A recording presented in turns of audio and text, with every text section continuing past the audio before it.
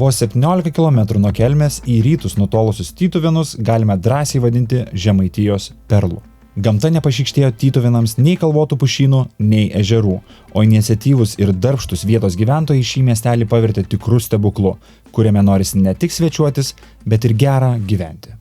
Iniciatyvos tvarkyti ir įveiklinti Bridvaišio ežero pakrantę ėmėsi prieš daugiau nei 6 metus įkurta Tytuvėnų miesto bendruomenė Gralis, o vietos veiklos grupių administruojama Lyder paramos programa davė didžiulį stimulą veiklų pradžiai.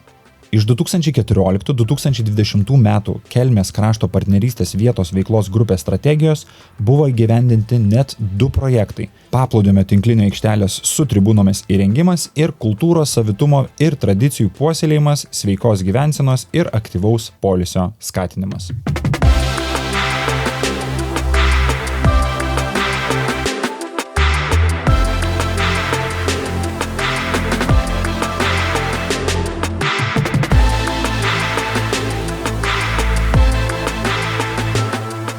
Tytuvėnų bendruomenė Gralis įsikūrė 17 metais, sausio 31 dieną padarėme tą susirinkimą.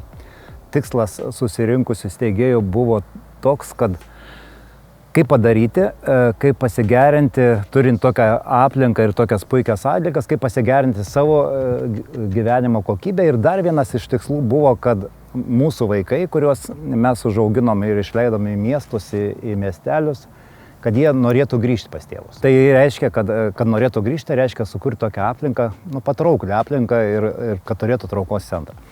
Tai, žodžiu, bendruomenė Gralis dėl to, kad tai yra susiję su tokiu aktyviu judėjimu ir tai yra susiję su Tytuvėnuose esančio vienuolyno ansambliu. Tai irgi Gralis tai yra taurė, kuri naudojama sportiniuose apdovanojimuose ir gali būti naudojama mišių metu.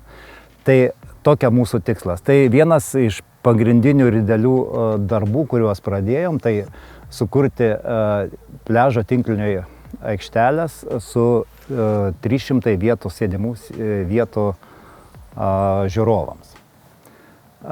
Tai tokį įsikėlėm tikslą, tikslas buvo labai didelis ir dėl to jis gavosi taip, kad sunkiai buvo įgyvendinamas, nes pinigėliai buvo tokie, kad neleido, vadinkim, labai samdyti rangovų, kurie galėtų, vadinkim, be mūsų pagalbos atlikti tos darbus.